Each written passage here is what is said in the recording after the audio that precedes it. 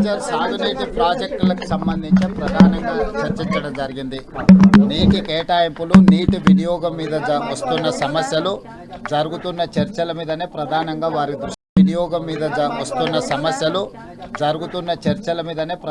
వారి దృష్టికి తీసుకురావడం జరిగింది. ఇప్పుడు కన్స్ట్రక్షన్ జరుగుతున్న ప్రాజెక్టుల అనుమతులు, నీటి కేటాయింపులు కూడా తక్షణం ఇవ్వాలనే దాని మీద ప్రధానమైన ఎజెండాగా పెట్టుకున్నాం. మొన్ననే ప్రధానమంత్రి గారికి గోదావరి జలాలను మూసి అనుసంధానం చేసే విషయంలో చెప్పినాము. తప్పకుండా అక్కడి నుంచి రిపోర్ట్ అడిగినప్పుడు వాళ్ళు ఇస్తారు. దాని మీద ఆ సందర్భం వచ్చినప్పుడు తప్పకుండా మాట్లాడతాం. ఎల్పీ గురించి జస్ట్ అవుట్లైన్ బ్రీఫ్ చేసినాం. యాక్సిడెంట్ జరిగింది, యాక్సిడెంట్లో ఉన్న పరిస్థితి ఇచ్చినాక ప్రధానంగా ఇప్పుడున్న నీటి కేటాయింపులు, నీటి వినియోగము, వాటికి సంబంధించిన నిధులు, అనుమతులు, వాటి మీదనే ప్రధానమైన చర్చ జరిగింది. ఎజెండాలో ప్రధానంగా ఆ అంశాలను ప్రస్తావించడం జరిగింది.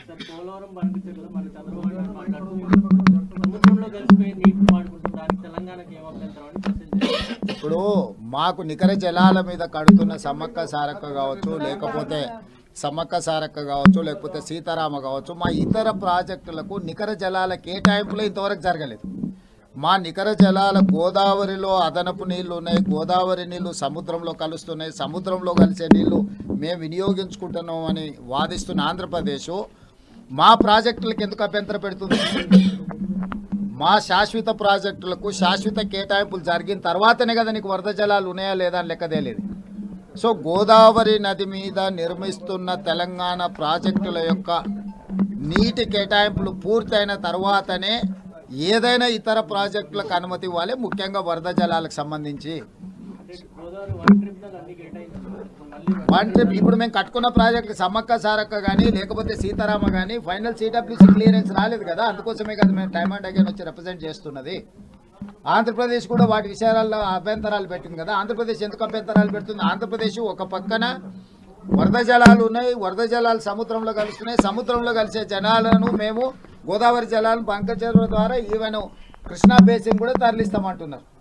ఒకవేళ మీరు ఆ నీళ్లను వినియోగించుకోవాలనుకున్నప్పుడు మా ఉన్న ప్రాజెక్టుల యొక్క అనుమతులకు ఎందుకు అభ్యంతరం పెడుతున్నారు?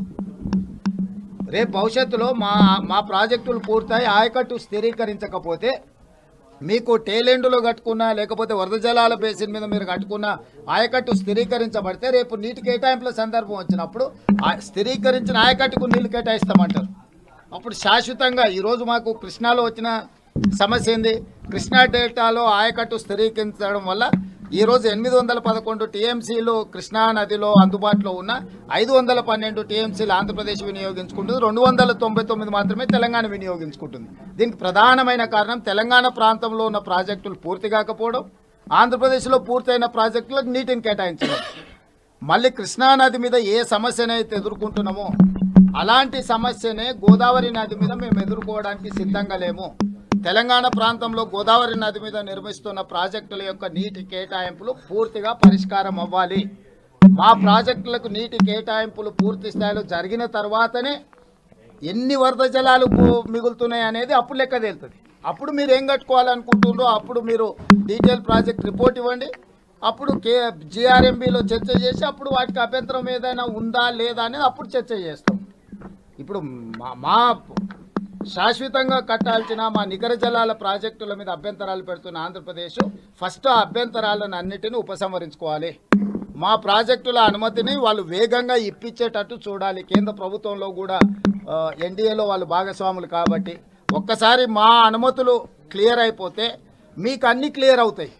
మీరు మా కేటాయింపులు జరగకుండా మా ప్రాజెక్టుల యొక్క భవిష్యత్తు గందరగోళంలో అగమ్య గోచరంగా ఉన్నప్పుడు మీరు ఆంధ్రప్రదేశ్లో వరద జలాల మీద ప్రాజెక్టులు కట్టుకుంటామంటే అది తెలంగాణకి ఖచ్చితంగా అభ్యంతరం ఉంటుంది. ఈ విషయంలో శశబిషలకు తావులేదు. తెలంగాణ ప్రభుత్వానికి స్పష్టత ఉన్నది.